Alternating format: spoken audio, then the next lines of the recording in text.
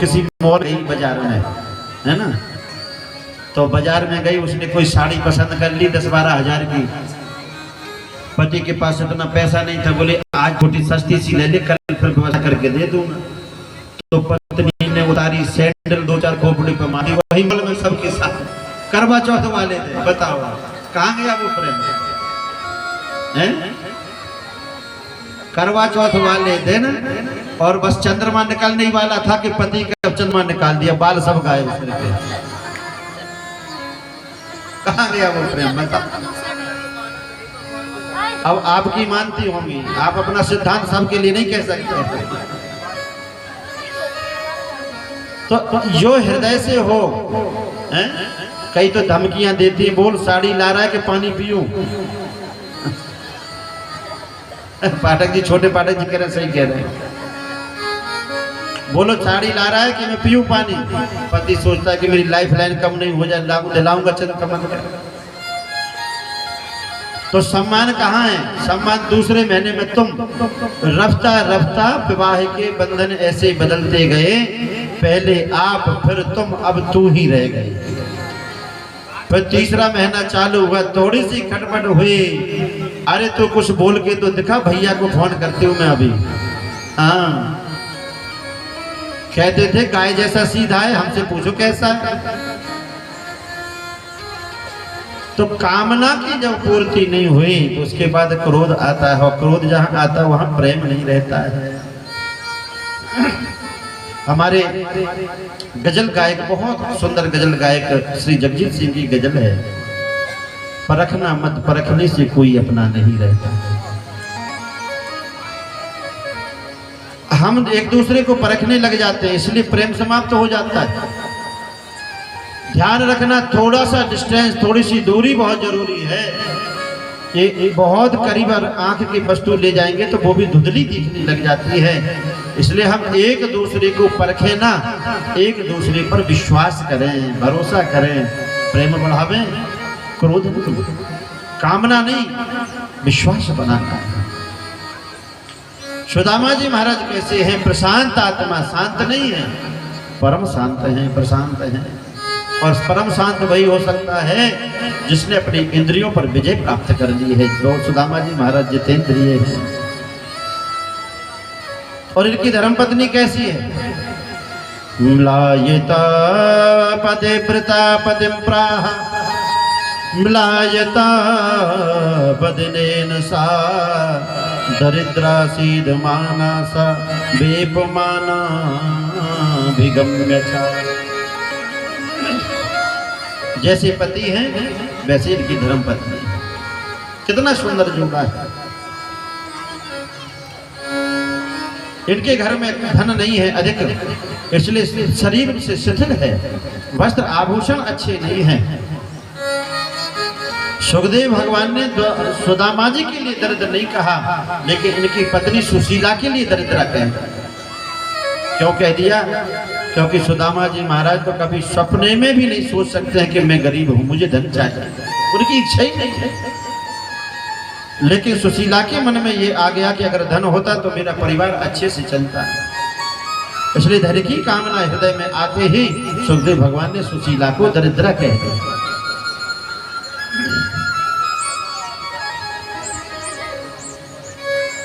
सुशीला जी अपने पतिदेव के पास आए और बड़े प्रेम पूर्वक वाणी से बोल रही हैं। देखो, पत्नी का कर्तव्य है कि पति से ऊंची आवाज में बात ना करे, है ना, डांटे ना। और जिस घर से पत्नी की आवाजें डांटने की आने लगे, समझ लेना कि परिवार में प्रेम नहीं है। कई तो ऐसे डांटते जैसे नौकर को डांटने, तुम्हारी बुद्धि खराब है, घर आओ, घर वाके बताते हैं तुम कितनी लिस्ट बनाई थी, तुम्हें सामान याद नहीं रहा। सुशीला जो है ऊंची आवाज में बात नहीं कर रही है। मिलायता बदली नवा। एक दिन की बात है, सुशीला जब आई सुदामा जी के समीप में और बड़ी अनुनय विनय करने लगी है।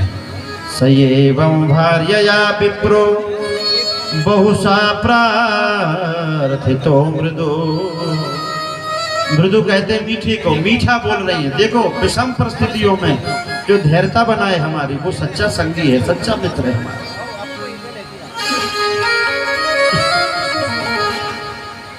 मीठा बोल, आपका मीठा बोलना भी आप अपने साथी के 1000 बोझों को कम कर देते हो। देखो, वो पति आपके लिए ही तो पूरे दिन इतना परिश्रम करता है धन कमाने के लिए। वो अपने लिए नहीं कर रहा है, वो आपके लिए मेहनत कर रहा है। जब विवाह नहीं होता तो व्यक्ति अपने लिए बाजार में देखता है सौदा, जब विवाह हो जाता ना फिर बच्चों के लिए और बच्चों की मम्मी के लिए खुद खुश करने के लिए ही परिश्रम करता है। बॉस की डांट खाता है, मेहनत मजदूरी करता है, किसके लिए? आपके लिए। बाहर से जो परिश्रम करके आए और धर्मपत्नी घर में भी अगर उससे गलत व्यवहार करे तो बताओ उसके हृदय में कैसी वेदना होती है। जिस घर में वो सोच रहा था हमें सुख मिलेगा, लेकिन वहां उस घर में वहां से ज्यादा कष्ट मिलता है। जो परिश्रम करके आए वो समझना कि हमारा स्वामी, हमारा भर्ता सबसे श्रेष्ठ है, सबसे अच्छा कमाता है, हमारे लिए सब कुछ हमारा ख्याल रखता है। एक बार मिठास अंदर आके लाके तो देखो, आपका घर वैकुंठ बन जाए। आपका मीठा बोलना ही न जाने कितने परिश्रम को शांत कर देता है, लेकिन आपकी कर्कश वाणी से एक शांत व्यक्ति भी उग्र हो जाता है। बड़ी मीठी वाणी में बोल रही हैं और याद दिलाया, स्वामी जी हमने सुना है कि आपकी मित्रता बचपन में द्वारका के राजा जो है द्वारकाधीश से हुई थी, हमने कहीं सुना क्या था? सुदामा जी बोले, देवी बिल्कुल सही सुना। मेरी मित्रता तो ऐसी है कि वो मुझे जितना याद करते हैं जितना मैं नहीं करता। तो सुशीला जी बोले, अगर आपको उनकी याद आती है तो कभी मिलने का मन किया है उनसे कि नहीं किया? विचार करो, सच्ची धर्मपत्नी कौन है? जो अपने पति को परम पति से मिलने की बात करती है। वो नहीं है कि आज शॉपिंग मॉल में ले चलो, आज वहां घुमाने के लिए ले चलो, कल गोवा ले चलो घुमाने के लिए। ये पत्नी नहीं है। पत्नी वो है जो अपनी साधना से, अपने व्रत से, अपने जप से, अपने तप से, अपने त्याग से अपने पति को परम पति से जोड़ने का काम करे। इसलिए धर्म पत्नी के आगे जुड़ता है, पति के आगे नहीं जुड़ता। धर्म पत्नी कहते मतलब जो धर्म से जुड़ करके और पति को धर्म से जोड़ते, पति के आगे धर्म नहीं जुड़ता। विवाह में 4 भामर होती है, वैसे मुख 7 नहीं होती। कितनी होती? 4। पहली 3 भावर में कन्या आगे चलती, माताएं सबसे ज्यादा जानती हैं। उंगलियों पे गिनती कि 1 भावर हो गई, 2 भावर हो गई। अगर थोड़ी गड़बड़ करी तो पंडित जी की दक्षिणा कटवा देती है, पूरी नहीं करवाई बात। तो 3 भावर में कन्या आगे रहती है, 4थी भावर में फिर वह वर आगे हो जाता है। मतलब धर्म की जो परिक्रमा है, भामर है, वो धर्म सबसे आगे अगर होगा तो पत्नी की सहायता से। दूसरी भी कन्या आगे रहती है, मतलब अर्थ में भी कन्या आगे रहेगी। पति धन कमाएगा, अगर पत्नी सुलक्षणा नहीं है तो कितना भी कमा ले घर में उतना धन टिकने वाला नहीं है। क्यों? अर्थ की मालकिन तो धर्म पत्नी ही होती है। पत्नी चाहे तो घर को नरक का अड्डा बना दे, पत्नी चाहे तो घर को वैकुंठ बना दे, स्वर्ग बना दे। और तीसरी भामर होती है काम की, मतलब कामनाओं की पूर्ति, खुशियां जीवन में आती है तो पत्नी की सहायता से आती हैं। पत्नी अगर स्वभाव ठीक नहीं है, कर्कशा वाणी है, ऐसे बोलती जैसे लाल मिर्च डाल दी हो पंडित जी ने दाल में, तो समझ लेना उस घर में शांति नहीं रहेगी। इसलिए वाणी को पवित्र बनाओ।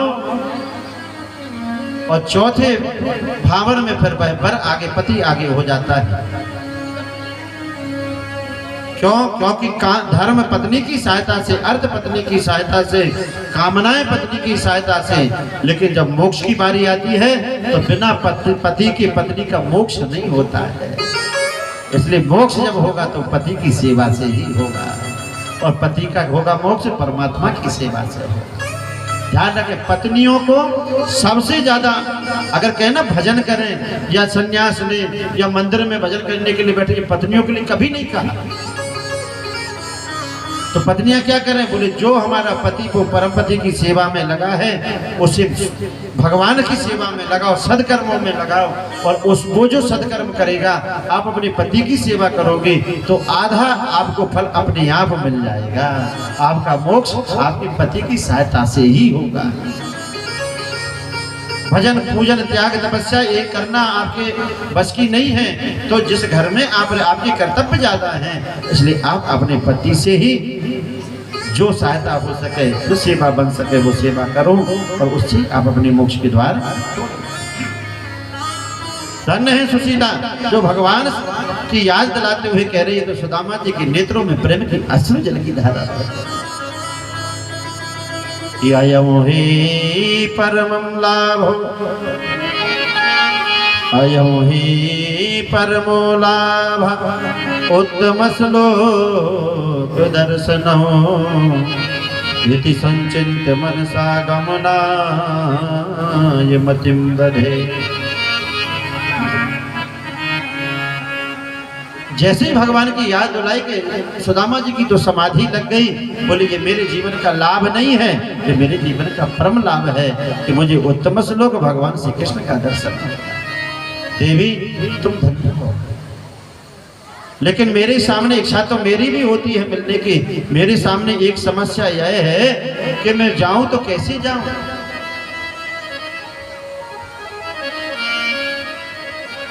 अपने मित्र के यहाँ, गुरु के यहाँ खाली हाथ नहीं जाना चाहिए। मेरे पास तो कुछ है नहीं, तो मैं कैसे जाऊं।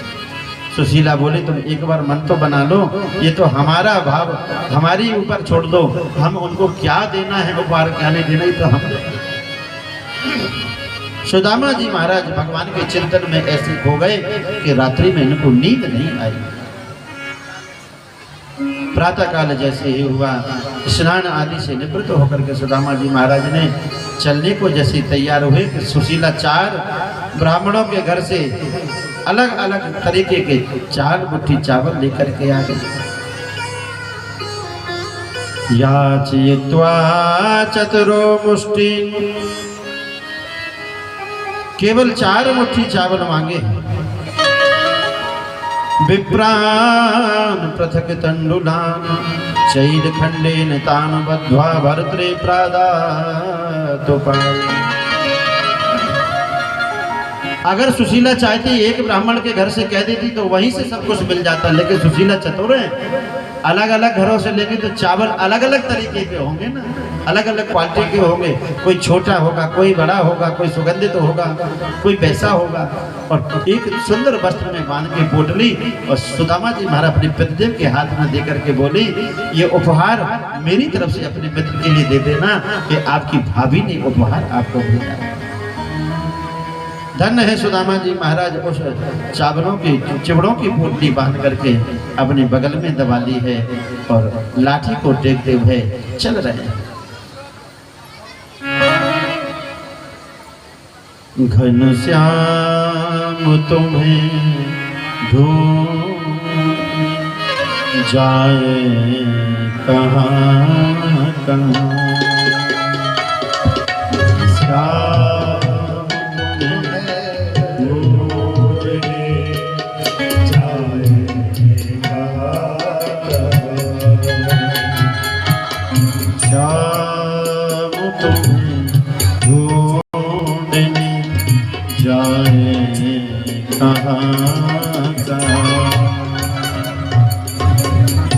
हम भी दर्शन करें, सुदामा जी के पीछे पीछे हम हो जाएं। तो ये पहुंचेंगे द्वारका तक तो हम भी पहुंच जाएंगे।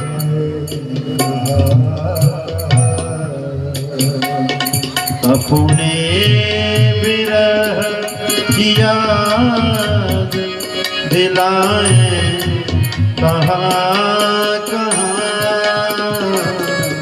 अपने विरह की याद दिलाए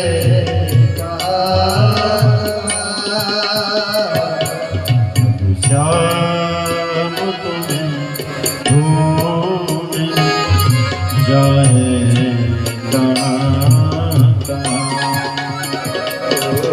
श्याम तुम्हें ढूंढ